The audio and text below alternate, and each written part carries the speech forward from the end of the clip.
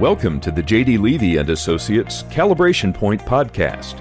Our podcasts are designed to bring a conversational exploration of key topics that we believe will provide value and insight to those serving in the nonprofit sector.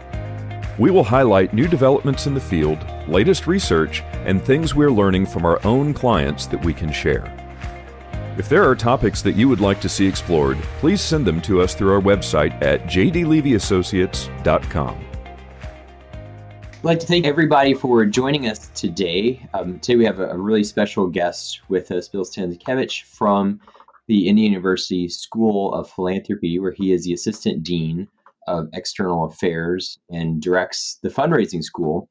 I've known Bill for many years and have had the pleasure of building a friendship, both professionally and personally with him, and have a lot of varied experiences. And today we are going to discuss the board and its role in creating impact in fundraising.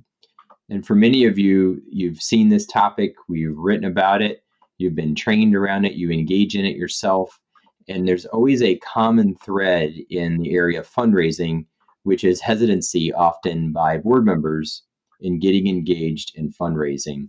And one of the things that we talk a lot about in the field, we talk about it in our company at the Fundraising School, is for volunteers to know how to get engaged in fundraising. We first have to make sure that we know that we're talking about the truth of what fundraising is and not something that has been devolved into something that it's not. And understanding what it truly means to give people an opportunity to invest in and share in the values they have with a cause that they care about. And to start us off, Bill, I would just share, maybe if you could share a couple of thoughts on what you see in the field of things that you have found working with boards that have created impact, whether that's you doing direct work, teaching, your own experiences, managing leaders over the years. Wherever you want to take us, we're on board to go with you. Well, Jamie, thanks for the invitation. I've been fundraising in the nonprofit sector for nearly 25 years, and the opportunity to get to know you and serve alongside you during that time is definitely one of the highlights of my professional journey. So I'm absolutely delighted to be with you on your podcast. When we look at boards, the board of directors needs to be the first donors and the first fundraisers for the nonprofit organization. There are a couple of reasons for that. One, first of all, is legal. The board is legally responsible for the organization. When a nonprofit sets up, the nonprofit needs to demonstrate at least 3 board members before the local state government provides that approval. And then the federal government's going to ask the same thing before providing approval. So the board comes first. They're legally responsible. And if the folks who are legally responsible aren't donating, why should anybody else? And then we look at our board members as developing prospect lists of other folks who can donate, including foundations and corporations, as well as, of course, as individuals. And again, if the board members aren't donating themselves, how can we ask anybody else to donate? How can they ask anybody else to donate? So when we recruit people to our boards, we need to be very clear about expectations that in addition to the 8 or 9 other responsibilities that they have as board members, one of those responsibilities is serving as a donor and serving as a fundraiser for the nonprofit organization.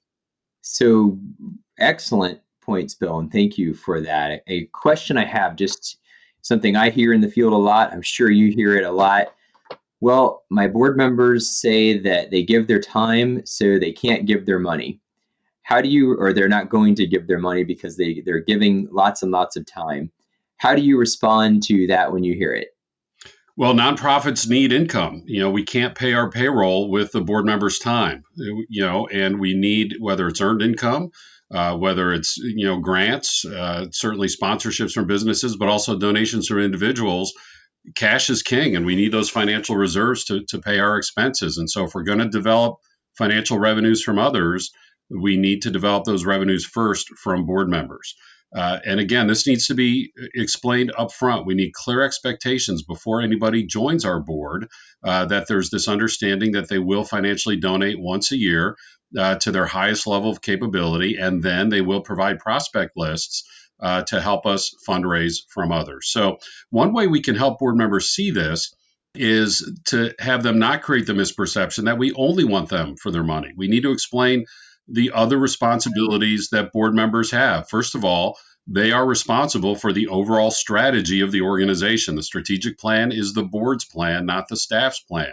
They then hire the CEO if the nonprofit is large enough to have paid staff, and they need to be informed by that CEO, keep the CEO accountable, but also keep the CEO encouraged. And so that's another responsibility. Financial oversight, keeping an eye on the budget planning, as well as the budget execution, using your Rolodex, your contact list to get the word out about the organization, making sure other legal details are followed, such as, ensuring that the 990 is filled out every year, for example, making sure the registered agent document is up to date at state government, different aspects of that nature.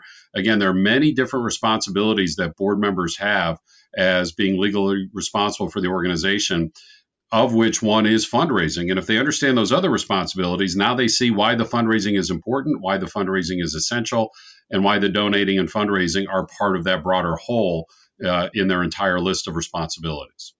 Really good thoughts, Bill. Do you ever run into in the field someone who says, well, I don't believe that the board is really responsible for fundraising? I know everything that you've just shared is right on. Do you ever get that in response and be able to then take them back to just what you've said? Are there other elements that you answer that even more poignantly with, as far as the person who says, I agree that people need to do this, but I can't find where it says that my board is truly responsible for fundraising?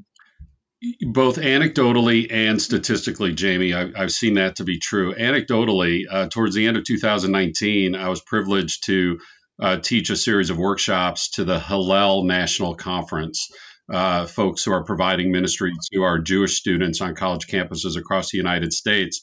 And I did a couple of sessions on board engagement with fundraising.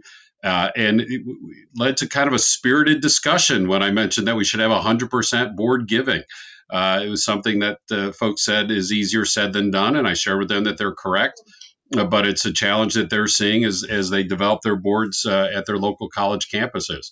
We also know statistically from the good folks at BoardSource, they do a survey every other year called Leading with Intent, where they receive responses from about 1,400 nonprofit CEOs from across the United States. And only 40% of those CEOs in the most recent survey said that their boards actively participate in fundraising. Wow. So this is a huge gap. When nonprofits are saying they're challenged with fundraising, my first question is, tell me about your board. And if your board is not fully engaged, it doesn't mean you can't fundraise, but fundraising is going to be so much more difficult. Conversely, when you have 100% board giving, when you have all board members providing prospect lists, ideally going with you on some of those meetings, or at the very least, making the first phone call or the first email to set up the meeting for the CEO.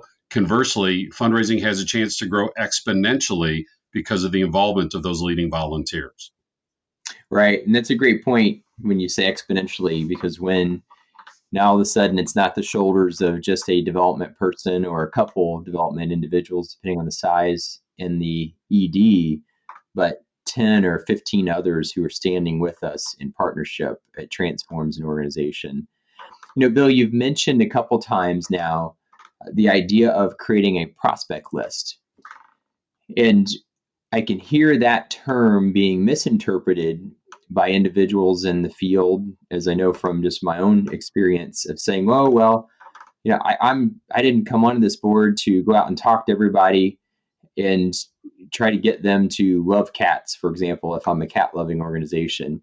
What I hear you saying, and I think you've used this as a backdrop, and if you could maybe expand on this, that we're not looking for a board member to go out and try to convert zebra lovers to loving cats, but we're asking them to find who do they believe shares in the values and the vision of the organization, and be willing then to become active in engaging those relationships. Am I hearing you correctly? That's exactly right, Jamie. And so first thing we need to do is communicate the expectation up front that if you're going to join this board, here are the 9 or 10 expectations we have for you, all the responsibilities of board members, 2 of which are being a donor to the organization and helping us find other donors and other funders. But then as we move forward, what we do is, for example, one thing I did is I led a youth development nonprofit in Indiana for nearly 20 years. is we sat our board together at a special fundraising planning meeting every other year. And we said, okay, here's this program. Here's the impact of that program. Here's a typical donor to that program at a typical financial amount. Who in your contact list meets that description who could be interested in this particular program? Okay, next program. Here's the information. Here are the results. Here are the details. Here's a compelling story of outcome. Now, here's a typical donor at a typical financial level. Who do you know in your contact list who we can follow up with? And, Jamie, usually when board members are hesitant to fundraise, it's not that when they're saying, well, I'm giving my time or I'm involving my company, what they're really saying is they're afraid of asking people for money. And when they're communicating this kind of fear, they're afraid of hearing no and how that reflects upon them. And what we need to remind them is this is not about you, the board member. This is about the cause. This is about the vision. And what you are doing is you are inviting that prospective donor to join you in making the world a better place. It just so happens the way they can do that is with a financial gift. So we need to help our board members take themselves personally out of this so that they don't feel awkward, so they don't feel weird or odd if they hear no, because again, it's not about them. It's not even about the nonprofit. It's about the cause that the nonprofit is addressing, the people being served, the issue being addressed, the arts that are being uplifted, the environment that's being cared for, and so forth. That's why they're forming that communication, forming that relationship, and they're not asking for money. They're inviting that prospective donor to join them in making the world a better place. It's a really, really good point, Bill. And you've mentioned something really profound, not just as it relates to fundraising, but especially in all areas of an organization, which, technically we could say any sector. And that is what I also hear you saying is that as it relates to fundraising, but also I would extrapolate that into all areas. When our own comfort zones violate what's best for the organization, then the people we serve are going to suffer. And so often, especially in all parts of an organization, but I hear you say, especially with the board, is that a board member has to be willing to not allow their comfort zone to dictate what the organization needs, but rather understand what the organization needs and then adapt to how I can be the best person in that role. Everyone who's engaged with fundraising, whether they be on professional staff or volunteers, including board members, need to see themselves as the bridge between desire to make a difference on behalf of the donor and the opportunity to make a difference, which the nonprofit is fulfilling. And when the board member is opening the doorway to that prospective donor, they are an ambassador on behalf of those children who are low income, who are being served, those victims of domestic violence who are being served, those new residents of our nation who are being served, that faith, religious faith that's being promoted, the environment that's being cared for, the arts that are being uplifted, the community that's being developed. The folks in those causes don't have access to that donor, to that source of wealth. The board member does. And just like you could be an ambassador to an international location, you are the ambassador of that cause to that prospective donor. Take yourself out of it and instead see yourself as representing that cause. And that's our best opportunity to disabuse folks of any hesitancy that they might have around fundraising. Yeah, that's an excellent point, Bill.